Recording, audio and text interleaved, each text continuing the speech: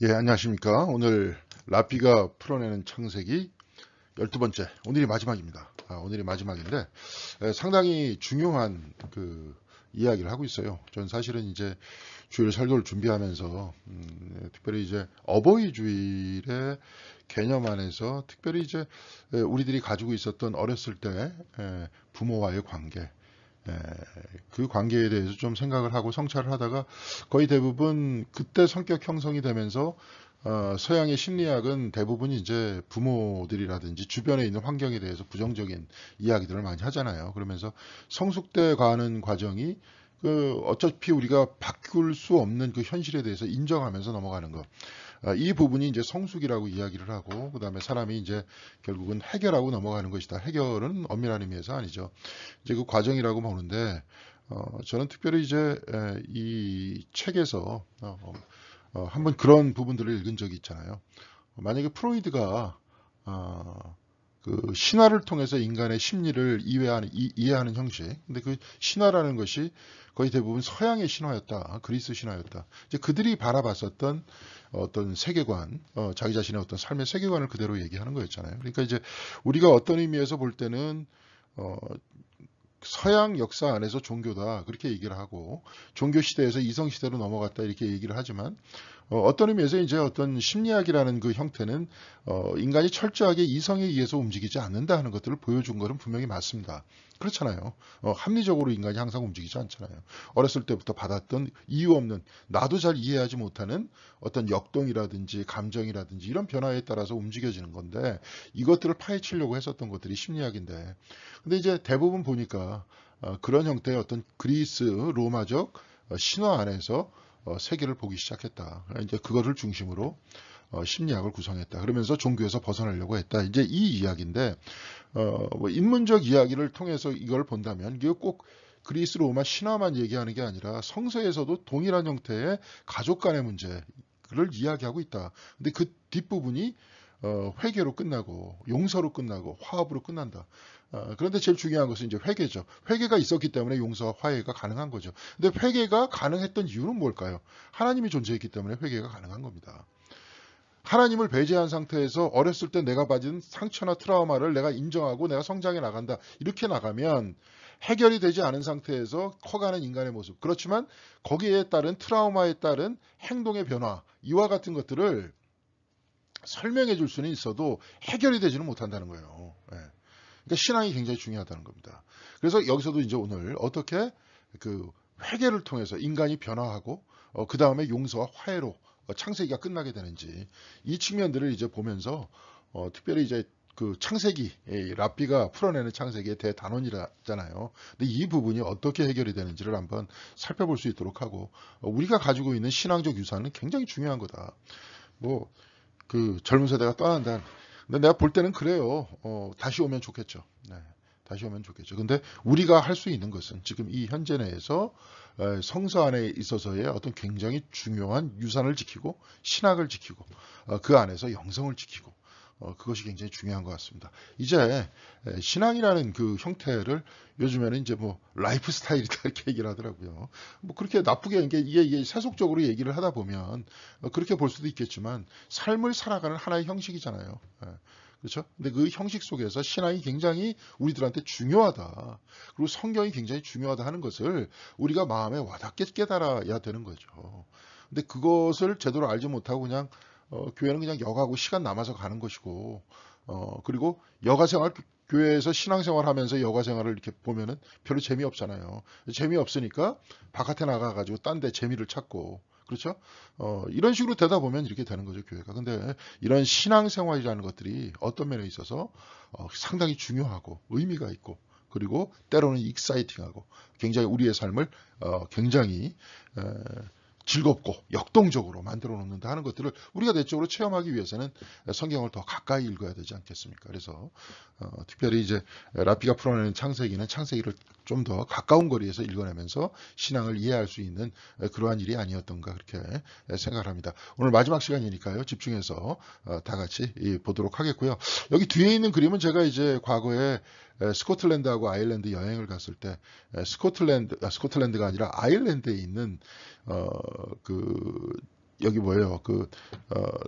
성 패트릭인데, 저 성 패트릭의 동상인데, 그 성 패트릭의 동상을 제가 뒤에서 찍은 겁니다. 그래서 성 패트릭이 과거에 수도를 했었던 산이라고 추정되는 산, 그러니까 패트릭이 수도를 했었던 그 추정되는 산입니다. 저 산이. 근데 산을 이렇게 보이면서 패트릭의 모습을 정면에서 찍은 사진을 제가 여기서 보여주는 것이 아니라 뒷부분에 뒷모습을 보여줬어요. 그래서 앞부분은 쭉 뭐냐면 바닷가입니다.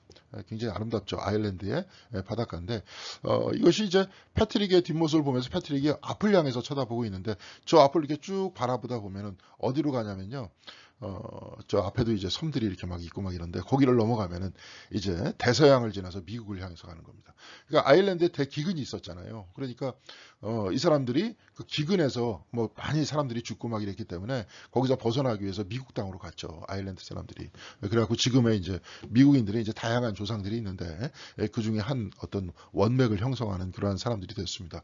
이건 뭐냐면 희망을 찾아서 갔다. 이제 여기도 마찬가지입니다. 창세기의 그 모든 이야기도 아브라함한테 약속하신 그 땅에 대해서 창세기에도 기록하고 있지 않고 신명기 끝에도 땅을 들어가지 못하잖아요. 마지막으로 모세가 설교하다 죽은 장면을 이야기를 합니다. 그러니까 끊임없이 그 어떤 그 작은 땅이라도 정착했다는 그 이야기를 오경에서도 얘기하지 않고 있고 이 책에서 또 보니까 성문서 끝에 성문서의 제일 끝이 뭐냐면 역대기서인데 그러니까 역대기서가 사실 성문서 중에서 제일 늦게 쓰여진 책인데요. 그 끝에도 바사왕 즉 페르시아 왕 고레스한테 너희들이 이곳에 성전을 지어도 좋다 하는 명령을 들었던 것으로 역대기서가 끝납니다. 그리고 뭐 예언서는 어떻게 끝나느냐 말라기에서 예언자를 보낼 것이다. 거기에 대해서 끝나잖아요. 그러니까 나름대로의 희망, 닫혀지지 않는 시간, 그러면서도 끊임없이 열려져 있으면서 미래를 희망하는 가운데 하나님과 내가 역사를 같이 만들어내는 것. 바로 이것이 구약의 이야기이다. 우리는 구약이고 이 사람들은 히브리 성경의 이야기이다 하는 것을 보여주고 있습니다. 그래서 여기도 저 희망을 상징하는 어떤 패트릭의 뒷모습, 그래서 패트릭이 앞을 쳐다보는 그런 모습을 한번 살펴봤습니다. 자, 하얀 거짓말이라는 그런 부분이 있어요. 이게 뭐냐면 요셉이 그러니까 야곱이 죽어요. 야곱이 죽는데 형들이 요셉이 야곱한테 아주 사랑을 받았던 아들이었고 아버지가 살아 있었기 때문에 아버지 앞에서는 형들을 어떻게 보복을 못했을 것이다. 근데 아버지가 돌아가시면서 요셉한테 너 저 형들 잘해줘라. 네가 과거에는 좀 네가 형들 때문에 고생했지만 형들 잘해줘라. 그렇게 이야기를 했는데 아마 이 이야기가 진짜 야곱이 유언을 했었던 것이냐? 그렇지 않았다. 야곱은 실질적으로 유언했다는 말은 없었는데 형들이 갑자기 이야기를 가지고 와서 요셉한테 얘기해 주는 걸 봤을 때 그건 거짓말이었을 것이다. 그러니까 그 거짓말을 그 하얀 거짓말 이렇게 표현을 합니다. 하얀 거짓말이라는데 이제 영어로는 white lie라 그러는데 이거를 이제 그대로 직역한 거예요. 그러니까 하얀 거짓말이라는 건 뭐냐면 나쁜 거짓말이 아니라 좋은 거짓말이라는 거예요. 평화를 없애는 거짓말이 아니라 이 거짓말은 어쩔 수 없이 평화를 유지하기 위해서 하는 얘기예요. 그러니까 예를 들어서 뭐 어떤 사람이 의사가 어떤 사람은 이제 수술을 했습니다. 수술을 쭉 해가지고 했는데 그 가족들한테 별 희망이 별로 없는 것 같은데 희망이 없습니다. 이렇게 얘기하면 환자도 절망하고 가족들도 절망할 거 아니에요. 그러니까 그 사람이 그래도 희망이 있다 이렇게 얘기를 할 때 환자도 치유에 대한 희망을 갖고 가족들도 치유에 대한 희망을 가지고 있을 때 치료 효과가 극대화되면서 그 사람의 몸이 나아졌다. 그러면 그 거짓말이 나쁜 거짓말입니까? 좋은 거짓말입니까? 예? 그런 얘기잖아요. 그러니까 이제 잘 모르지만 자기가 의학적 소견으로 봤을 때 이 사람은 좀 문제가 있다. 이렇게 이야기를 하면 그거는 오히려 진실을 얘기하는 거지만 사람들이 희망을 꺾을 수 있다는 거죠. 그러니까 이제 하얀 거짓말이라는 거는 그 어떤 평화와 희망을 위해서 사용하는 거짓말이 과연 허용되느냐 허용되지 않느냐 그 내용에 대해서 성찰하고 있는 부분입니다. 제가 좀 아까 이제 말씀드렸듯이 창세기 50장 16절에서 17절까지는 이렇게 돼 있어요. 요셉에게 이제 형들이 전가를 보냈어요. 아버지께서 돌아가시기 전에 남기신 유언이 있습니다. 아우님에게 이제 아우님이라 그러죠. 너에게라고 얘기 안 하고 아주 생사 여탈권을 가지고 있는 이집트의 국무총리니까 아우님이라고 이렇게 표현하는 겁니다. 아우님에게 전하라고 하시면서 너희 형들이 너에게 몹쓸 일을 저질렀지만 이제 이 아버지는 내가 형들의 허물과 죄를 용서해 주기를 바란다 하셨습니다. 그러니 아우님은 우리 아버지께서 섬기신 그 하나님의 종들인 우리가 지은 죄를 용서해 주시기 바랍니다. 이렇게 얘기했죠. 근데 여기에 뭐가 들어갑니까? 용서해 주시기 바랍니다. 라고 얘기하면서 본인의 죄를 고백하고 있잖아요. 이걸 뭐라고 얘기해요? 예. 회개라고 얘기를 하죠. 돌이키는 것으로 이야기를 합니다. 이렇게 얘기를 해요. 요셉이 이 말을 전해 듣고 어떻게 했어요? 울었다. 이게 요셉이 진짜 이게 랍비들이 이제 여러 가지로 얘기를 해요. 랍비들은 형제들이 거짓말한 것일 것이다. 그러나 평화를 위한 변경, 선의의 거짓말이 허용된다. 왜냐하면 이 앞부분에 야곱이 뭐예요? 자식들 앞에서 유언했다는 말은 없었거든요. 근데 갑자기 아버님이 돌아가신 다음에 전가를 가지고 왔다라고 얘기하면서 동생에게 얘기하니까 아마 거짓말일 것이다. 그렇지만 선의의 거짓말은 허용된다. 진리와 진실은 유대교의 기본 가치라는 거예요. 그러나 진리는 유대교에서 가장 높은 가치가 아니다. 평화가 더 높은 가치다라는 거예요. 네. 그러니까 평화를 위해서 정의는 살짝 내려놓을 수 있다는 겁니다. 그렇지만 저번에도 한번 얘기했듯이 무작정한 평화만 있으면 되느냐? 그게 아니다. 아론의 이야기를 한번 했었잖아요. 오늘 새벽 기도회 때도 아론의 이야기가 잠깐 나왔었는데 백성들이 요구하니까 그대로 들어줬잖아요. 들어주다 보니까 금송아지가 나왔잖아요. 근데 그 부분 안에서 정의를 이야기를 합니다. 그럼에도 불구하고 평화라는 가치가 크기 때문에 모세가 아론을 어떻게 하지 않았잖아요. 네. 아론은 그냥 그대로 쭉 갔습니다. 아론은 나중에 아론도 이제 가나안 땅으로 들어가지 못하고 죽고, 모세도 나중에 가나안 땅을 쳐다보고 바로 죽고, 그런 다음에 이제 그 다음 후세대들이 가나안 땅으로 들어가지 않았습니까? 그러니까 여하튼 간에 여기서 중요한 부분들이 이제 평화라는 거예요. 그래서 여기서 이사야서 2장 4절의 말씀입니다. 저 때문에 살짝 안 보이지만 일단 보일 줄 알았는데 안 보이게 됐네요. 주님께서 민족들 사이의 분쟁을 판결하시고 뭇백석 사이의 갈등을 해결하실 것이니 그들이 칼을 쳐서 보습을 만들고 창을 쳐서 낫을 만들 것이며 나라와 나라가 칼을 들고 서로 치지 않을 것이며 다시는 군사훈련도 하지 않을 것이다. 아무것도 안 할 것이다. 네. 그러면서 여기서도 그런 이사야서 2장 4절의 앞부분에 그렇게 이야기를 하면서 평화에 대해서 선언하고 있다 하는 이야기를 전해주고 있습니다. 자, 랍비 시몬의 이제 인류 창조 이야기를 쭉 보면 천사들이 이제 막 이게 하나님께서 천지를 창조하시고 인간을 창조하시려고 딱 하니까 막 서로 다퉈요. 창조하면 된다 안 된다 하면서 막 자기네들끼리 토론을 붙이고 있는 그러한 장면들을 랍비 시몬이 이제 쭉 하면 써요. 그러니까 랍비 시몬이 어떻게 알겠어요. 근데 거기서 평화의 가치를 이야기하기 위해서 창조하시기 전에 하나님께서 어떻게 하셨는지를 보여주면서 그렇다면 정의라는 것은 어디에 놓여 있어야 되느냐, 이 부분에 대해서 설명하는데요. 사랑과 이제 진리가 함께 싸우고, 이게 뭐냐면 사랑의 천사하고 진리의 천사가 막 서로 싸웠다는 거예요. 그 앞에서 논쟁을 벌였다는 겁니다. 의의 천사, 의와 평화가 서로 싸워, 의의 천사와 평화의 천사가 막 서로 싸웠다는 거예요. 그런데 이제 사랑의 천사가 뭐라고 말하기를, 그가 사랑의 행위를 제공할 것이기에 그를 창조하십시오. 그러니까 인간이 사랑을 가지고 창조를 하십시오. 그러면 사랑의 행위를 제공할 것이다. 사랑할 것이다, 서로. 그러니까 사랑을 집어넣어서 그를 창조해 주십시오. 이렇게 얘기를 하니까 옆에 의의 천사, 곧 진리의 천사가 말하기를 그는 거짓으로 만들어졌으니 창조하지 마십시오. 이게 뭐냐면 그 사랑 안에 수없이 많은 거짓이 들어갈 수 있다는 거예요. 사랑을 유지시키기 위해서 거짓이 들어갈 수 있다는 겁니다. 제가 예전에 이제 그 폴란드의 그 영화, 그 굉장히 유명한 사람인데 갑자기 이름이 생각이 안 나는데요. 그거 이제 언제 한번 교인들하고 한번 쭉 시리즈로 보면서 성찰하려고 그래요. 근데 이제 그게 10계명의 각각의 그 말씀, 그러니까 나 외에 다른 신을 섬기지 마라. 그거에 대해서 영화를 한 50분짜리 영화를 만들고, 나를 위해서 뭐 형상이라든지 뭐든지 만들지 마라. 그것도 만들고, 그렇죠? 너 여호와를 시험하지 마라. 그것도 이렇게 또 만들고, 이렇게 쭉 해갖고 10개의 이제 영화를 만든 거예요. 10계명이니까. 근데 이제 그 중에서 그런 그 이야기가 있어요. 내 부모를 공경하라 한 부분에 대해서 영화를 만들었는데, 제가 이제 수요 성역 공부에서도 말씀드렸습니다. 이걸 이렇게 쭉 보다 보니까 뭐 현대적으로 영화를 만들었으니까 거기에 대해서 해설하는 식으로 그 부모님이 이제 특별히 어머님의 불륜 사실을 이렇게 알게 된 거예요, 자식들이. 예. 그 어떻게 뭘 이렇게 찾아보니까. 그러니까 그 이야기를 형제들한테 얘기를 안 합니다. 혼자서, 자식들이 아니라 누가 찾다가 혼자 알게 됐는데, 그걸 이제 입을 다물고 알리지 않습니다. 이제 알리지 않는다, 그건 뭐냐? 거짓말이죠. 사실은 진실은 뭐예요? 어머니가 바람 폈다는 것 같아요. 근데 그것을 어떻게 돼요? 가리고 내려놓죠. 내려놓는 이유가 뭐예요?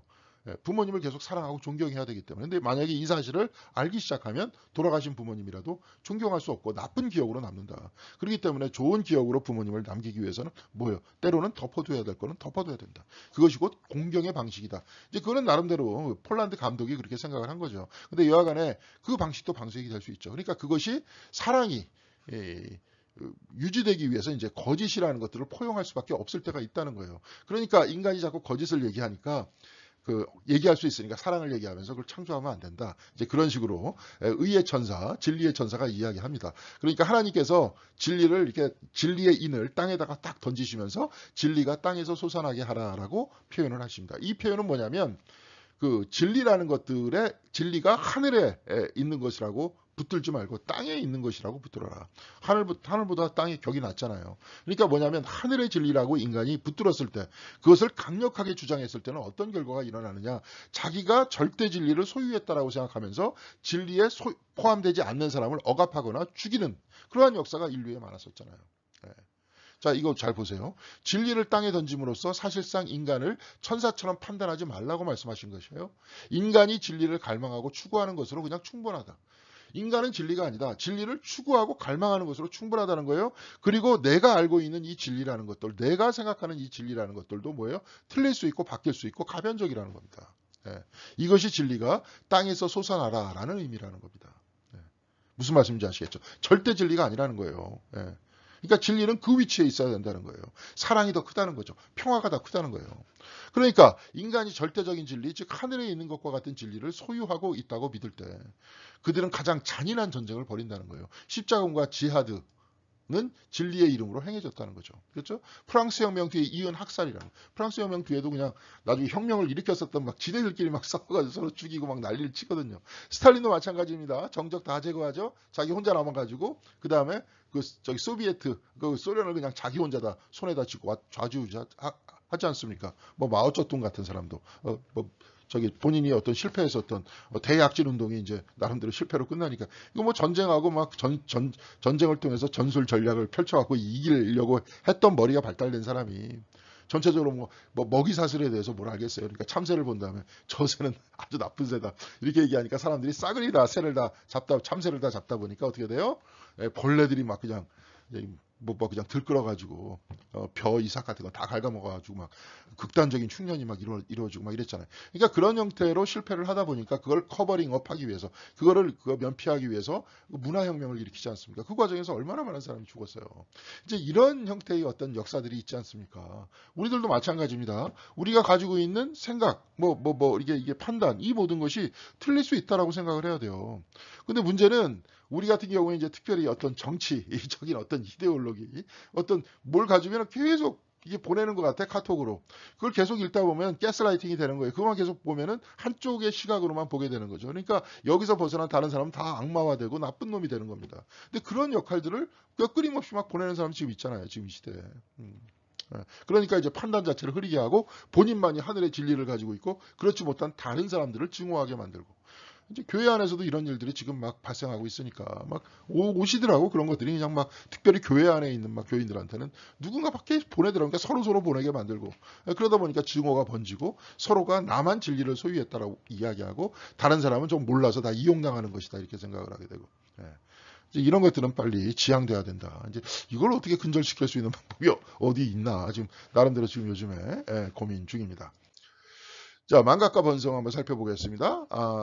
이 부분은 이제 그 에브라임하고 므낫세한테 야곱한테 이제 축복을 받으려고 요셉이 데리고 갔는데 큰 아들한테는 오른손으로, 작은 아들한테는 왼손으로 이렇게 해줘야 돼요. 그러니까 그 위치에다가 에브라임하고 므낫세하고 에브라임을 세웠는데 야곱이 므낫세한테 오른손을 올려줘야 되는데 에브라임한테 오른손을 올려주고 므낫세한테 왼손을 올려줬다는 거예요. 그러니까 위치를 딱 바꾸니까 거꾸로 이렇게 X자로 이렇게 해가지고 축복을 내려줬다는 겁니다. 근데 그 이유가 과연 뭘까라는 이야기를 한번 살펴볼 수 있도록 하겠습니다. 여기서도 한번 다시 읽겠습니다. 그런 다음에 요셉은 두 아이를 데려다가 오른손으로 에브라임을 이끌어서 이스라엘의 왼쪽에 서게 하고 왼손으로 므낫세를 이끌어서 이스라엘의 오른쪽에 서게 했다. 그런데 이스라엘이라는 사람은 누굽니까? 야곱이잖아요. 야곱의 다른 이름이잖아요. 에브라임이 작은 아들인데도 그의 오른손을 에브라임의 머리 위에 얹고 므낫세는 맏아들인데도 그의 왼손을 므낫세의 머리 위에 얹었다는 거예요. 야곱이 그의 팔을 엇갈리게 이렇게 내민 거예요. 이게 뭐냐면 이제 두 번째 처음에 이렇게 딱 앞에다 세우니까 그러니까 엇갈리게 세웠다. 엇갈리게 이렇게 엇갈리게 그렇게 하니까 세우니까 이제 엇갈리게 하니까 아닙니다. 이제 요셉이 얘기하는 거죠. 아닙니다, 아버지. 이 아이가 맏아들입니다. 므낫세가 맏아들입니다. 아버지의 오른손을 큰아이 므낫세의 머리에 얹으셔야 합니다. 이렇게 얘기했어요. 그러나 그의 아버지는 거절하면서 대답했다는 거예요. 나도 안다. 내 아들아 나도 안다. 므낫세가 한 결례를 이루고 크게 되겠지만 므낫세 지파가 크게 되겠지만 그 아우가 즉 에브라임이 형보다 더 크게 되고 그 아우의 자손에 의해서 여러 결례가 갈라져 나올 것이다. 므낫세도 클 것이지만 에브라임이 더 클 것이다. 나중에 에브라임이 하도 크다 보니까 북이스라엘을 얘기할 때 에브라임이다 이렇게 이야기를 해요. 므낫세다 이런 얘기 안 하잖아요. 그 열 지파가 그러니까 레위 지파하고 그 유다 지파하고 레위 지파는 이제 성전이 있는 곳에 있어야 되기 때문에 남유다에 있었잖아요. 나머지 열 지파가 다 올라갔습니다. 그걸 빼고 다 올라갔는데 그 중에서 열 지파의 이름을 대표하는 사람이 누구냐? 에브라임이다 이렇게 얘기했잖아요. 그러니까 에브라임이 가장 크게 될 것이다 이런 얘기예요. 그런데 이 책의 저자는 조나선 섹스는 야곱은 작은 자가 큰 자를 이기는 과정에서 나오는 비극, 특별히 야곱과 에서의 이야기가 있잖아요. 서로 싸우게 되고 서로 원수지게 되고 그것 때문에 야곱은 도망가게 되고 에서는 아버지 이삭 돌아가시기 전에 내가 저놈 이제 아버지 돌아가실 때 다 됐으니까 내가 해결할 거다 죽일 거다 막 그냥 기세가 등등해갖고 막 이러고 그러다 보니까 야곱은 형한테 도망가갖고 삼촌집에 21년 동안이나 그냥 노예 같은 생활하고 그러다가 나중에 결국은 화해를 하게 되지만 그 아픔의 과정이 있었잖아요. 요셉과 베냐민 그러니까 특별히 이제 요셉을 야곱이 편애하다 보니까 큰형들이 이렇게 싫어하게 됐잖아요. 큰형은 뭐 예를 들어서 루벤도 있었고 그 위에 스미온도 있었고 레위도 있었고 줄줄이 형들이 쭉 있는데 형들을 다 제껴두고 요셉을 사랑하다 보니까 작은 아들을 사랑하다 보니까 그런 문제가 일어나지 않았습니까? 그러니까 그런 이야기를 반복하려고 하는 거냐 지금 이게. 그런데 잘 봐라. 이 이야기 속에서 이렇게 축복을 했던 것은 이들의 이름 때문이다 하면서 얘기를 하고 있습니다. 요셉은 하나님이 나의 온갖 고난과 나의 아버지 집 생각을 다 잊어버리게 하셨다 하면서 맏아들의 이름을 므낫세라고 줬다는 거예요. 둘째 아들은 내가 고생하던 이 땅에서 하나님의 자손을 번성하게 해주셨다라고 하면서 이 이름을 에브라임이라고 지었다는 거예요. 그런데 이게 뭐냐면 순서가 여기서도 보면은 요셉이 있는 곳은 유배지였기 때문에 번성과 망각의 순서가 뒤집혔다는 거예요. 먼저 번성하고 그 다음에 번성하다 보니까 망각하게 되는 건데 이곳이 유배지였고 그리고 또 우리가 저번 시간에도 봤지만 아버지가 자기가 이제 형들한테 이렇게 가가지고 심부름을 하면 형들이 자기를 잡아가지고 죽일 것이라는 거 아니면 팔아 넘길 것이라는 것들을 알매도 불구하고 나를 보낸 이유는 아버지가 나를 사랑하지 않았기 때문이 아닌가라고 요셉이 뇌피셜을 이렇게 뇌피셜을 하다 보니까 아버지하고 화해를 못했다가 나중에 아버지가 끝끝내 요셉을 잊지 못하고 있다는 것들을 형을 통해서 이 얘기를 듣죠. 유다를 통해서 얘기를 들으니까 갑자기 마음에서 복받쳐 올라오면서 그러면서 엉엉 울기 시작했다. 그 얘기는 이제 아버지하고 마음속으로 화해했다는 것 아닙니까? 자, 여하튼 이런 모든 과정이 돼야 되는데 이게 유배지기 때문에 떨어져 있어갖고 아버지한테 오해를 했기 때문에 먼저 망각이 앞에 갔던 것이고 번성이 뒤로 갔다는 거예요. 그죠? 그러니까 망각의 이름 위에 머리 위에 그 오른손을 준 것이 아니라 번성의 머리 위에 오른손을 내주었다 하는 것이 이 말씀에서 뜻하는 바다 이 말씀이죠. 그래서 창세기 46장 3절에서부터 4절까지 하나님께서 말씀하십니다. 나의 하나님 곧 너의 아버지의 하나님이다. 이집트로 내려가는 것을 두려워하지 말아라. 내가 거기에서 너를 큰 민족이 되게 하고 나도 너와 함께 이집트로 내려갔다가 내가 반드시 거기서 너를 데리고 나오겠다. 요셉이 너의 눈을 직접 감길 것이다. 이거 뭐냐면 이제 하나님께서 야곱에게 하시는 말씀이에요. 너 지금 이제 이집트로 가. 너희 모든 민족이 거기서 커다랗게 번성하게 해줄게. 그리고 요셉이 너의 눈을 감길 거야. 요셉 그 아들이 네 옆에 있을 것이다. 이런 이야기. 이제 이런 얘기를 하니까 요 이야기를 가만히 듣다 보니까 야곱은 이것이 하나님께서 아브라함에게 그의 자녀들의 운명이 될 것이라고 말씀하신 긴 유배 기간의 시작이라는 것을 알고 있었다는 거예요. 아니 아브라함한테 그 가나안 땅을 줬잖아요. 하나님께서 주셨다. 이 땅을 너희들에게 주셨다는데 갑자기 이집트로 가래. 그러면서 거기서 내가 반드시 너를 거기서 데리고 나오겠다. 너희 자손들을 데리고 나오겠다. 이렇게 얘기하다 보니까 하나님께서 말씀하시다 보니까 이거 분명히 유배의 시작이구나. 내가 우리들이 타향살이를 해야 되는구나. 이런 얘기예요. 근데 이 환상은 토라가 깊고 두려운 흑암. 이거 뭐냐면 아브라함이 이제 해질 무렵에 아브라함이 깊이 잠든 가운데 깊은 어둠과 공포가 그를 짓눌렀다를 동반한다고 묘사하는 것이다. 이게 토라의 어떤 삶 속에서는 항상 행복만 있는 것이 아니라 흑암도 있고 어둠도 있다. 그러니까 행복을 찾고 밝은 것을 찾을 것이냐 아니면 흑암을 버릴 것이냐 이렇게 생각하지 말고 그 가운데 하나님께서 계시고 하나님을 믿고 신뢰하고 하나님은 또 그 가운데서 우리를 믿고 신뢰해 주신다. 그러면서 이제 우리는 성장하면서 나아간다 하는 것들을 보여주고 있는 겁니다. 자, 그 다음에 다음 번 보겠습니다. 이제 과거의 미래, 이제 시간에 대해서 이제 이야기를 해요. 이제 시간에 대해서 한번 유대인들은 어떤 시간들을 가지고 있는지 한 번 지나간 거는 우리가 어쩔 수 없지 않습니까? 우리가 과거에 의해서 지금 제 자신들이 있는 거, 우리들이 있는 거 아니에요. 과거에 우리의 어떤 행위 때문에 또 우리가 그 결과적으로 우리가 지금 모습이 있는데 그 과거에서 이미 지나갔던 일들은 어쩔 수 없는 거 아닙니까? 지나간 일들은. 그런데 이제 그 부분에 대해서는 어떻게 성경은 얘기하고 있는지를 한번 살펴보자 이런 얘기입니다. 야곱이 죽은 후 형제들이 이제 아버지의 유언을 전해 주었을 때 요셉이 그들에게 말하였다. 두려워하지 마십시오. 내가 하나님을 대신하기라도 하겠느냐. 내가 이제 당신들의 생사의 여탈권을 가지고 있지 않다. 하나님께서 하신다. 형님들은 나를 해치려고 하였지만 이게 굉장히 중요한 얘기예요. 하나님은 오히려 그것을 선하게 바꾸셔서 오늘 같은 수많은 사람의 생명을 구원하셨습니다. 자, 그러니까 과거의 형들의 잘못은 바꿀 수가 없어요. 이미 다 지났는데 어떻게 바꿔? 형들이 저 요셉을 팔아넘겼잖아요. 그거는 바꿀 수 없는 거 아니야. 아무리 노력해도 이미 다 시간이 지났는데. 그런데 바꿀 수 있는 거는 뭐냐? 오히려 그것을 선하게 바꾸셔서 오늘날 같은 수많은 사람들의 생명을 구원하셨다. 이런 식으로 말을 바꿔요. 바꿀 수 있는 거는 뭐냐? 지금 현재의 의미를 다시 둬서 과거의 그 삶 자체의 의미를 추적하면서 지금 현재의 삶의 결과를 이야기하면 됩니다. 이제 이게 어떻게 하면 현재를 바꾸는지 그 이야기인데요. 긴장과 증오, 경쟁으로 가득 차 있는 이 책은 여기 있는 그 조나선 섹스에 의하면 창세기는 용서로 끝난다는 거예요. 지금 여기서 용서로 끝나잖아요.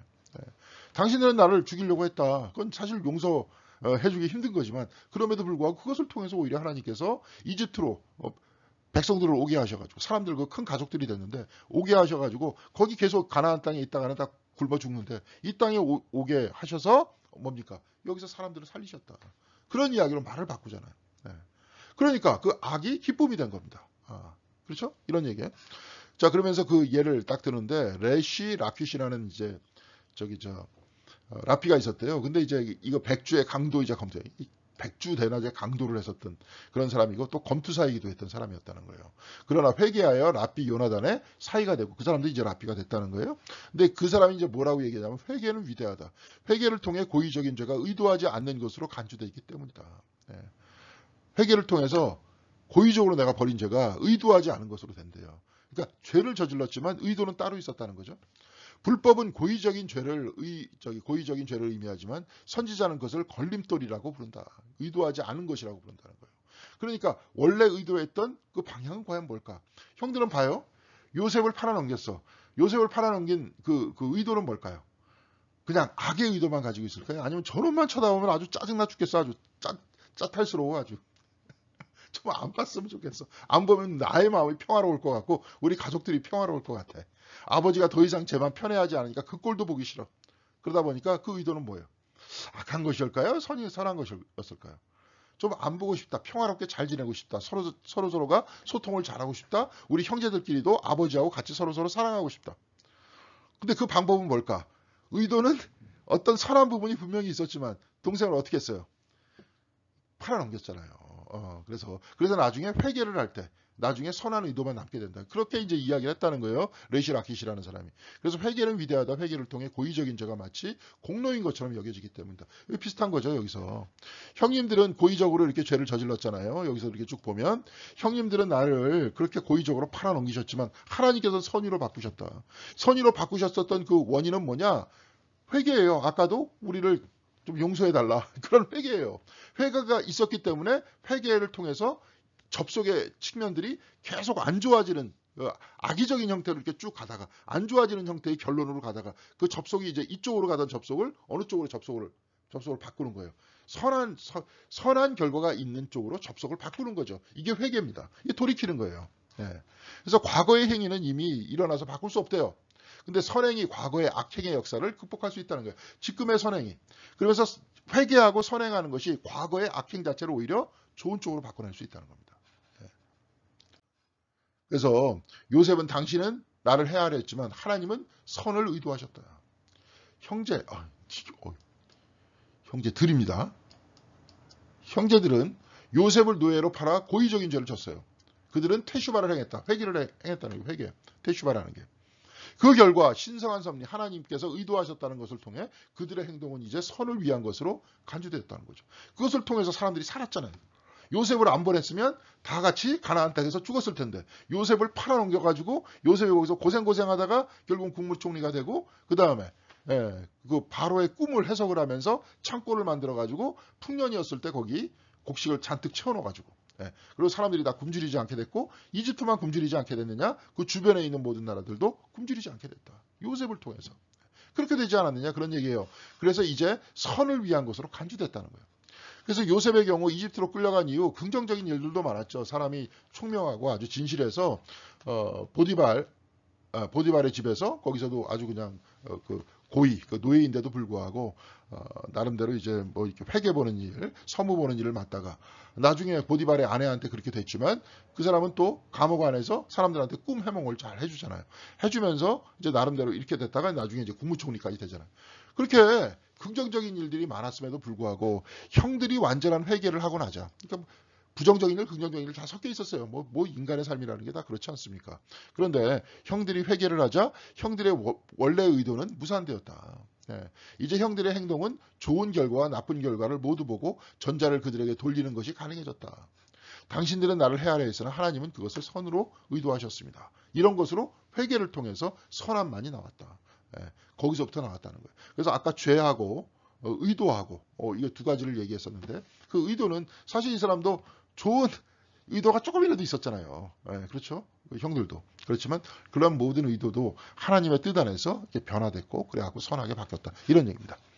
자, 그래서 이들이 가지고 있는 시간은 순환적 시간과 반복적 시간 이렇게 있다 이렇게 얘기했는데 저는 이제 자연과학적 시간, 시각적 시간이에요. 그러니까 우리가 쭉 보면 아침에 해가 뜨고 저녁 때가 지잖아요. 그러니까 똑같은 일이 계속 반복되지 않습니까? 이게 반복의 삶이 이렇게 되는데 이런 시간 개념은 이제 매우 보수적인 삶의 철학을 만들어낸다는 거예요. 그건 현상 유지를 정당화한다는 거예요. 그러니까 전도서 1장 4절에서부터 5절까지 보면 한 세대가 가고 또 한 세대가 오지만 세상은 언제나 그대로다. 해는 여전히 뜨고 또 여전히 져서 제자리로 돌아가며 거기에서 다시 떠오른다. 그러면서 반복적 세계관을 이야기하지 않습니까? 그러면서 나중에 전도서에서 그런 얘기 하잖아요. 헛되더니 모든 것이 헛되도다. 그렇게 하다 보니까 뭐 이게 특별하게 뭐 일하려고 그러지도 않고 그냥 반복적 세계관 자체를 그대로 머물러 있으려고 뭐 그냥 그렇게 하다가 대충 넘어가고 막 이렇게 얘기하잖아요. 전도서에서 실질적으로 그런 얘기 많습니다. 너무 이렇게 많이 알려고 그러지도 말고 너무 또 모르면 무식하다는 소리 듣고 너무 많이 알려고 그러면 네가 위험해지니까 적당히 해라. 이런 얘기도 많아요. 그러다 보니까 이제 보수적인 삶의 철학을 만들어낸다는 거죠. 근데 창세기는 인간을 하나님의 형상으로 만드시고 그에게 자유를 주셨다는 거예요. 그러면서 생육하고 번성하라 말씀하시고 이 땅을 네가 다스려라 이렇게 말씀하시잖아요. 책임을 주시잖아요.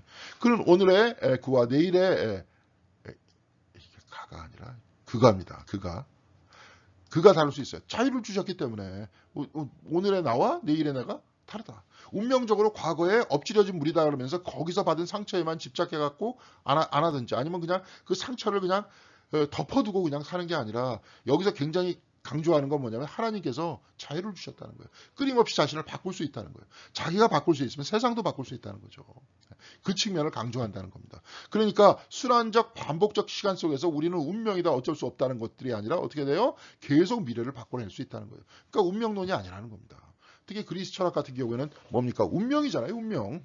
운명. 뭐 설교 때도 얘기할 거지만 그리스 신들도 삶과 죽음에 대해서 어찌할 수 없지 않습니까? 운명에 다 복종해야 돼요. 아폴론이 뭐 자기가 사랑하는 거기는 이제 동성애가 하도 심했으니까 어떤 미소년을 사랑했는데 걔가 이제 아폴론이 던진 원발에 맞아갖고 죽었다 이거. 죽었는데 자기가 사랑하는 사람을 아폴론이 죽였으니 그 얼마나 안타까워. 그래갖고 막 혼이 떠나는데 혼을 아무리 붙들려고 그래도 혼은 그의 손을 빠져나갔다. 아폴로는 신이잖아요. 신인데도 저기 사람이 죽어가지고 혼이 떠나가는 거는 신도 막을 수 없었다. 그 얘기잖아요. 그건 운명에 대한 이야기입니다. 그렇지만 여기서 얘기하는 그 얘기는 뭐예요? 그 운명 중심으로 과거 중심으로 보는 것들이 아니라 열린 미래 중심으로 끊임없이 자기를 바꿀 수 있는 하나님의 자유를 이야기한다는 겁니다. 그러니까 이런 순환적인 반복적 시간이 아니라 선형적, 직선적 시간들을 이야기한다는 거예요. 그러니까 직선적 시간 속에서 뭐 그것도 역시 마찬가지로 부정적인 측면이 될 수 있겠죠. 그러니까 김영옥 같은 그런 철학자는 거기에 대해서 온갖 부정적인 얘기만 다 끌어들여가지고 막 까대고 순환적인 세계관 속에서 온갖 선한 것들만 다 빼내가지고 그러니까 이 세계관이 맞다. 이런 형태의 그 사람은 맨날 자기가 이원론을 극복했다 어쩌다 그렇게 얘기하지만 내가 볼 때 그 사람 자체가 철저하게 사고방식이 이원론적이에요. 그게 문제입니다. 그 양반은. 그건 자기가 몰라. 근데 자, 시간은 그래서 변화의 무대가 됐다는 거예요. 이것으로 그 시간으로 신화 혹은 자연과학과 이게 자연과학적 시간이라는 거죠. 그냥 흐름의 시간이에요. 그냥 그과 반대되는 역사의 개념이 탄생했다는 거예요. 유대교 안에서는. 그래서 자기가 바꿀 수 있으니까 운명도 바꿀 수 있으니까 자기가 과거에 잘못했어도 그렇죠. 회개하고 선행을 하면 과거의 잘못 자체가 선한 의도로 바꿔날 수도 있으니까 아까 요셉의 경우와 같이. 그래서 유대인에게 과거는 운명의 친밀한 부분이 되었고 미래에 대한 해석이 되었다는 거예요. 친밀한 부분이에요. 운명의 친밀한 그냥 부분이고 미래에 대한 해석이 되었다는 거예요. 이게 어떻게 돼요? 해석이 됐다는 거는 뭐예요? 결정론적이 아니라 해석할 수 있는 자료가 됐다는 거예요. 이거는 그 자료가 될 수 있기 위해서는 어떻게 해야 돼요? 내가 회개하고 내가 선행을 하면 돼요. 그러면 바뀔 수 있는 거예요. 그렇게. 그러니까 과거는 이미 엎질러진 물이라고 얘기할 수 있겠지만 이렇게 바뀔 수도 있다는 거예요. 그렇죠? 이 개념의 독창성은 발전 개념에 있다. 과거는 더 이상 정적이고 단순한 정보 사례 및 사건의 단순한 저장소가 아니라는 거죠. 그죠? 역동적이고 하나의 펼쳐지는 이야기예요. 과거가 현재와 다시 만나면서 다시 한번 역사가 펼쳐지는. 그러니까 이제 이런 부분들을 이제 요즘에는 철학자들이 이제 많이 다루는 그 서양의 철학 중에 하나가 과정 철학입니다. 과정 철학. 프로세스라 그러는데 과거와 현재가 만나면서 어떻게 만나요? 현재 자체가 내가 변하면 긍정적으로 바뀌면서 만나면서 미래가 다시 펼쳐지겠죠. 그렇죠? 그런 이야기입니다. 한번 잘 보세요. 충분히 이제 우리도 그렇게 할 수 있습니다. 그러니까 이렇게 하다 보니까 과거에 대해서 과거는 다 나쁜 게 아니라 내가 잘못을 저질렀어도 그 안에 뭐가 있을 수 있습니까? 하나님의 섭리가 있을 수 있고 또한 긍정적인 요소가 있을 수 있고 이런 긍정적인 요소를 가지고 미래를 다시 만들어 나가면 이 과거의 모든 이야기가 뭐가 되겠습니까? 다 나쁜 거가 되겠어요? 아니면 구원이 되겠어요? 구원. 예, 그래서 구원의 해석학이라는 말이 있습니다. 구원의 해석. 과거를 구원한다. 그래서 과거 다 버릴 것이 아니라 과거를 구원한다. 우리도 마찬가지입니다. 뭐 조선시대 역사 부정적인 요소 많잖아요. 그것도 충분히 구원할 수 있는 얘기들이 있죠. 긍정적인 요소 있죠. 유교도 마찬가지입니다. 다 잘못된 게 아니에요. 거기서 다 끌어내면 됩니다. 이제 그런 식으로 이야기를 보는 겁니다. 이 이야기는 이제 조나선 섹스의 얘기가 아니라 플럼이라는 사람이 The Death of the Past, 과거의 죽음, 과거의 죽음이라는 책에서 그렇게 썼다는 거예요. 그래서 운명의 과거를 벗어나 우리는 거의 항상 이 길 또한 저 길을 선택할 자유가 있다는 거죠. 그렇죠? 무슨 말씀인지 아실 겁니다. 그래서 리키시의 말을 앞에 곱씹어 보면 앞에 리키시의 말 회개는 그렇죠. 의도 자체를 구원해낸다. 막 이런 식으로 이야기하는 그의 이야기를 곱씹어 보면 그의 죄는 돌이켜 보면 그가 결국 행한 선의 필수적인 부분이었기 때문에 공로가 될 수도 있다는 거예요. 그렇죠? 과거의 죄를 통해서 오히려 내가 철저하게 회개한다면 죄인인 나를 자각한다면 예전에 미션이라는 영화에서 보니까 노예상이 이제 나중에 자기가 하나님을 나름대로 성경을 읽고 이렇게 하면서 회개를 하죠. 그래서 하나님을 만나죠. 그러면서 자기가 죄짐을 지고 자기가 노예로 팔던 그 사람들의 마을에 가. 저 사람은 날 죽이면 그냥 죽겠다. 이런 각오로 가는 거예요. 그래서 그냥 그 짐을 지고 막 올라가는데 너무 힘드니까 딴 사람이 칼로 그 짐을 이렇게 딱 끌어주니까 안 된다 그러면서 다시 그 끈을 묶어가지고 올라갑니다. 올라가다가 그 사람들이 용서하죠. 자기가 노예로 잡아갔던 그 원주민들이 자기를 용서하는 거예요. 그러니까 막 앞에서 펑펑 울죠. 로버트 드니로가. 그러니까 그게 이제 회개라는 거죠. 그러면서 과거에 나중에 미션에서 뭐 여러 가지로 나타나지만 그것들이 그럼 그 미래에 어떻게 펼쳐질 것인지 거기에 대해서 또 다른 이야기가 전개가 되잖아요. 그 이야기를 통해서 이제 그런 얘기입니다. 그래서 그의 어떤 결국 행한선의 필수적인 부분이었기 때문에 공로가 됐다 하는 얘기예요. 일어난 일, 과거로서의 과거, 일어난 일은 바뀌지 않지만 그 의미는 그래서 바뀌는 거죠. 그렇죠? 변형의 내러티브라는 건 이제 이야기예요. 변형의 이야기로서의 일부의 과거예요. 아까도 얘기했지만 여러 가지 부정적인 요소 있죠. 여러 가지 부정적인 요소 있지만 그 중에 어떤 일부로서의 그 중에서도 이렇게 보면 아까도 보면 요셉 이렇게 팔아넘길 때 팔아넘기는 것 자체는 나쁜 짓이죠. 근데 그 의도 중에서 선한 부분도 있잖아요. 좀 안 봤으면, 좀 평화롭게 지냈으면 하는 마음도 있는 거 아니에요. 그러니까 그 일부를, 과거를 변형시켜갖고 내러티브를 새롭게 만들 수 있고, 요셉 같은 경우는 뭐예요? 오히려 팔려가지고 자기가 고생했지만, 이 이야기를 또 변형시켜서 어떻게 됐습니까? 이를 통해서 새로운 민족들이 먹고 살 수 있게 됐다. 이제 그런 이야기로 바꿔다는 거예요. 그래서 발생된 일은 바뀌지 않지만 의미는 이제 바뀌게 되는 거예요. 테슈바, 회개를 통해서 자신을 변화시켰고 삶의 이야기도 변화시켰다. 이겁니다. 자, 그래서 이제 유대인의 이제 시간관념을 한번 살펴볼 수 있도록 하겠습니다. 이게 마지막 부분이에요. 그러니까 유대인들은 어떤 시간관념을 가지고 있는지. 아까도 이제 순환론적 이야기, 선형적인 이야기, 직선적인 이야기, 그런 얘기를 했었잖아요. 그러면 이 유대인은 어떤 시간관을 가지고 있느냐, 이걸 한번 보겠습니다. 유대 이야기는 아브라함이 가나안 땅이 아니라, 가나안 땅입니다. 땅을 상속받을 것이라는 반복적 약속으로 시작된다. 그렇지만 신명기의 끝에 이르러서도 이스라엘 백성은 요단을 건너지 못해요. 그렇잖아요. 그 요단을 건너지 못하고 언제부터 건넙니까? 여호수아 때부터 건너잖아요. 그거 건너가지고 완전히 안정적으로 그 땅을 차지하느냐? 그렇지 않다는 거예요. 네비임이라는 거, 네비임은 이제 예언서라 그러잖아요. 그러니까 토라, 네비임, 케투빔 이렇게 구성이 돼 있어요. 토라라는 거는 창세기, 출애굽, 레위기, 민수기, 신명기 이렇게 5개. 네비임은 예언서잖아요. 쭉 얘기하면서 소예언서 12개의 소예언서, 이사야, 예레미야, 에스겔과 같은 대예언서 이렇게 되어 있잖아요. 그러니까 그렇게 15권으로 되어 있는 예언서가 있고, 케투빔이라는 것은 모세오경과 예언서를 제외한 문서, 모세오경이라 그러지만 이제 아까 토라라 그랬잖아요. 제외한 문서예요. 예를 들어 시편, 욥기, 잠언, 룻기, 아가, 전도서, 예레미야가, 에스더, 다니엘, 다시 봐야 되는데 에스라, 역대기 이렇게 쭉 되어 있다는 거예요. 다니엘 이게 쭉 되어 있다는 거예요. 근데 역대기가 제일 끝에 쓰여진 겁니다. 이게 사실은 역대기가 다윗 왕조를 쭉 기록하는 것 같지만 솔로몬까지 굉장히 끝에 기록되어 있는 이야기예요. 그러면서 새로운 민족은 이렇게 돼야 되겠다. 새로운 나라는 이렇게 돼야 되겠다. 여기에 대해서 쓴 거잖아요. 근데 역대기 그 제일 끝에는 페르시아의 고레스 왕이 바빌론에 유배된 유대인들에게 그들의 땅으로 돌아가 성전을 재건할 수 있도록 허가하는 것으로 끝나요. 역대기 제일 끝이에요, 진짜로. 36장 23절 페르시아의 고레스 왕은 다음과 같이 선포한다. 주 하늘의 하나님께서 나에게 이 땅 위에 모든 나라를 주셔서 다스리게 하시고 유다의 예루살렘에 그의 성전을 지으라고 명하셨다.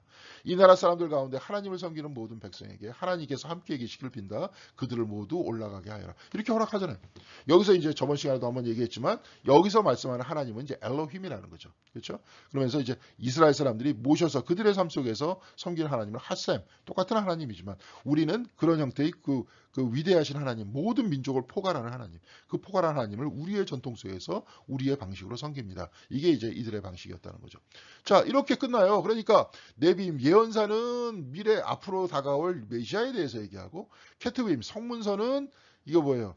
그 땅을 허락하는 것으로 이야기를 하고, 그렇죠? 그렇게 얘기하면서 이제 그 이야기가 다 끝나면 이제 거의 대부분 돌아오는 것으로 끝나잖아요. 그 땅 안에서. 그러니까 완결된 스토리는 아니라는 겁니다. 성경책 전체가.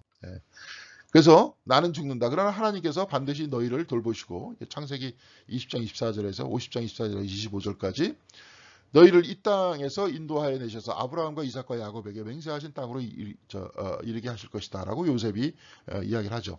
요셉은 이스라엘 자손에게 맹세를 시키면서 일렀다. 하나님께서 반드시 너희를 돌보실 날이 온다. 그때 너희는 나의 뼈를 이곳에서 옮겨서 그리로 가지고 가야 된다. 돌보가지고 가나안 땅으로 데려갈 거라는 거예요. 그러니까 그걸 미래에 대해서 희망을 이야기하는 거죠. 그렇죠? 미래에 대해서 얘기하는 거예요. 지금 여기에 스토리가 완결되지 않았다는 거예요. 이야기가. 그러면서 미래에 대해서 이야기를 하죠. 그러면서 그때 나의 뼈를 가지고 가라. 이집트에서 나의 뼈를 가지고 가서 가나안 땅에다 묻어라. 그런 얘기입니다. 그래서 이들의 시간과는 뭐예요? 아직 실현되지 않은 희망이라는 거예요. 아직 끝나지 않은 여정인 거예요. 지평선 너머의 목적지를 향해서 가는 거예요. 이것이 뭐예요? 유대인들의 시간관이라는 거예요. 뭐 이걸 꼭 이렇게 얘기 안 해도 다 알죠. 인생이라는 것들이 뭐예요? 우리 옛날에 노래 속에서 나오잖아요. 인생은 다 나그네 길이다. 이렇게 나오잖아요. 나그네 길이에요.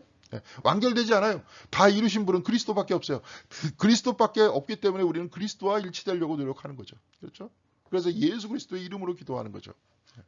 그래서 한나 아렌트라는 사람은 용서와 시간의 관계를 이렇게 얘기하면서 이렇게 얘기합니다. 그러면서 이제 희망의 시간, 열린 시간, 완성되지 않은 시간, 또한 이 시간이 자유롭게 되기 위해서는 용서해야 된다. 용서받지도 않고 우리가 한 일의 결과부터 해방되지 않으면 우리의 행동 능력은 말하자면 우리가 결코 회복할 수 없는 단 하나의 행동에 국한될 것이다. 내가 과거에 용서받지 못하고 거기에 매여져 있다면 내 행동 자체가 자유롭지 못할 것이라는 거예요. 그래서 이제 나의 행동이 국한될 것이다 이렇게 얘기하잖아요. 그 행동을 유발한 행위에 따라 조건 없이 용서하는 사람과 용서받는 사람 모두를 그 결과로부터 해방시킨다. 그 결과, 즉 나의 국한된 행동으로부터 해방시키는 것은 용서밖에 없다는 거예요. 그래서 용서라는 거예요. 그래서 속죄와 용서는 인간 자유의 최고의 표현이다. 용서에 기초한 문명만이 과거의 끝없는 반복이 아닌 미래를 건설할 수 있다는 거예요. 자, 우리도 필요한 게 그거 아닌가 생각을 합니다. 과거에 계속 집착하다 보니까 이거 분단이라는 것도 이렇게 되는 거 아니에요? 후손들한테 이 통일된 나라, 아니면 하나된 나라, 아니면 자유왕래라도 되는 나라, 그리고 여기보다 지금보다 파이가 이렇게 조그매갖고 이 좁은 땅에서 맨날 서로 싸우고 질투하고 욕하고 이러는 것이 아니라 넓은 땅에서 좀 커다랗게 얘기할 수 있는 가능성을 열어줘야 되는 게 우리의 이야기 아니에요? 그럼 우리가 어떻게 용서할 것인가, 어떻게 우리가 과거로부터 벗어날 것인가를 이야기해야지. 계속 그 이야기에 집착하게 만들면서 누군가를 끊임없이 증오하게 만든다면 미래가 있느냐는 거예요. 성서적으로는 그렇습니다. 여기서도 마찬가지로 이 얘기예요. 이스라엘도 그렇게 이야기를 해야죠. 이 사람들도. 그래서 유대교는 끊임없는 반복이나 피할 수 없는 진보가 아닌 언약의 시간, 곧 모든 태보와 잘못된 전환, 퇴행과 실패가 있지만 비극적인 운명에 처한 적이 없는 신성한 부름에 대한 응답으로의 인간의 여정의 이야기. 그러니까 열린 여정을 믿는다는 거예요. 여기서도. 예, 그렇죠? 그냥 끊임없이 반복되면서 이 기계적으로 가는 것이 아니라 인간의 자유를 최대한도로 허용하고 선택과 행위의 자유를 얘기한다는 거예요. 이게 우리가 이제 처음에 이제 우리 창조 영성 얘기할 때 잠깐 얘기를 나눴습니다. 이게 선악과 얘기를 나눌 때 나왔어요. 거기서 특별히 오히려 이단으로 몰렸던 팔라기우스 같은 경우에 인간의 선택의 자유를 얘기하잖아요. 열린 이야기를 하잖아요. 여기서 이 사람도 오히려 이런 얘기 하잖아요. 그런데 어거스틴에 의해서 그 다음에 나왔던 루터에 의해서 이게 뭡니까? 저것을 따먹으면 죄다. 따먹지 않은 것은 뭐예요? 그러니까 그 선택이라는 형태를 이야기하는 것이 아니라 어떤 얘기를 해요? 인간이라는 존재는 결국 선택의 여지가 없다는 거예요. 자기 스스로의 선택의 자유를 실현시키려고 하는 바로 그 순간 그 사람은 악으로 빠지는 거예요. 그래서 나중에 루터 같은 경우에 선택의 자유를 얘기하는 것이 아니라 뭐예요? 노예의지론, 자유의지론을 얘기한 게 아니라 노예의지론을 얘기하잖아요. 이게 결정론적으로 인간을 이야기한단 말이에요. 이것과는 좀 더 다른 형태잖아요. 지금 이렇게. 그러니까 우리가 지금은 에큐메니컬 시대가 됐고 지금 유대교 랍비가 쓴 글까지 읽으면서 열린 마음으로 읽고 있지 않습니까? 그럼 이 사람한테 이렇게 배울 수 있는 요소들이 굉장히 많잖아요. 그러니까 여기서 이 사람 같은 경우에 그런 거죠.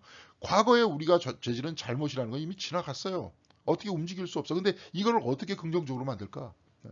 이것은 현실의 어떤 자유라는 측면도 있겠지만 또한 용서라는 것, 회개라는 것들도 굉장히 중요하다. 그러면서 선행이라는 것들이 중요하다. 그러면서 거기서 새로운 요소로 쓰인다. 이런 얘기 아닙니까? 그래서 비전에 의해 지지되는 약속의 땅, 새로운 사회, 인간의 마음속에 도사리고 있는 악을 정의와 연민이 승리하는 곳, 인간의 미덕과 신성한 축복은 우리가 구원이라고 부르는 언약의 완성에서 만다. 이게 뭐냐면 저기 정의와 연민이 승리하는 곳에 대한 우리는 희망을 가지고 있다. 그렇죠? 그런 희망을 가지고 현실이라는 것들은 뭐예요? 과정이라는 거예요. 그 과정이라는 거예요. 그래서 비극은 비관론을 낳는데요. 이제 그리스적 세계관이라는 거죠. 순환적 시간 아까 뭡니까? 전도서와 같은 그런 시간이에요. 수용으로 그냥 이루어져요. 수용. 내가 어쩔 수 없이 받아들여야지 뭐 이거다. 선형적인 시간, 직선적인 시간은 낙관론을 낳는다는 거예요. 계속 바뀔 수 있고 과거의 잘못도 새로워질 수 있으니까. 그리고 언약의 시간은 희망을 낳는다는 거죠. 그러니까 선형적 시간과 언약의 시간이가 유대교적 시간인데 이 사람은 그럼에도 불구하고 비극적 시간관과 순환적 시간관도 받아들입니다. 그러면서 유대인의 시간은 항상 열린 미래에 직면해 있고요. 마지막 장은 아직도 완성되지 않았다는 거예요. 그러니까 우리가 분명히 시간은 순환하잖아요. 이렇게. 내일도 이렇게 또 아침서부터 밤이 되겠죠. 또 좀 이따 이게 밤이 되면 시간이 흘러가고 또 아침이 되겠죠. 분명히 이런 순환적 시간관도 존재한다는 겁니다. 근데 여기서 이것을 그냥 수용하는 것으로, 여기서 적응하는 것으로 끝나는 것이 아니라 선형적이면서 희망을 가지고 있으면서 끊임없이 내가 바뀌면서 과거에 내가 경험했던 것을 능동적이고 긍정적으로 바꿔놓는 것. 바로 이것이 이제 유대인의 시간관, 아무래도 이제 기독교의 시간관이라는 거예요. 이런 시간관이. 그래서 메시아는 아직 오지 않았대요. 우리는 이제 재림이잖아요. 아직도 오지 않았다. 그때까지 이야기는 계속된다는 거예요. 그리고 우리는 하나님과 함께 그 이야기에 공동저자라는 겁니다. 그런 이야기를 해주고 있습니다. 여러분, 이제 오늘까지 이제 다 마감을 했는데요. 수고하셨고요. 모르겠습니다. 제가 지금 이제 주일날 한번 광고를 하든지 말든지 할 것 같아요. 다음 주에 한번 우리가 만나서 이 책에 대해서 한번 이야기를 하면, 근데 제가 보면은 좀 나오시는 분들만 계속 나오시니까, 그러니까 이제 좀 새로운 얼굴을 좀 비치실 수 있는 분들 좀 나오셔서 아마 다음 주쯤에 같이 이야기를 나누면서 책에 대해서 이야기를 나누고 그 다음에 다음번에 무슨 책으로 공부할 것인지 거기에 대해서 이야기를 나누고 이걸 다음 수련회가 8월 31일 날인데 8월 마지막 주입니다. 그때가 끝난 다음에 9월 달부터 새로운 학기를 시작하면 좋을 것 같다 하는 생각이 듭니다. 여러분 한 학기 동안 수고하셨고요. 강의 들어주셔서 감사하고 이것을 통해서 저도 준비하면서 많이 배웠습니다. 여러분들의 신앙에도 많이 도움이 되었던 시간이 되기를 바라고요. 한번 쭉 훑어보면서 읽었으니까요. 여러분 다시 한번 책을 보통 두 번 읽잖아요. 이렇게 한번 쭉 다시 한번 읽으시고 이것이 여러분들의 신앙생활에 있어서 굉장히 중요한 영적인 양식, 성경을 이해하는 굉장히 중요한 도구가 됐으면 합니다. 여러분들 수고하셨고요. 감사합니다.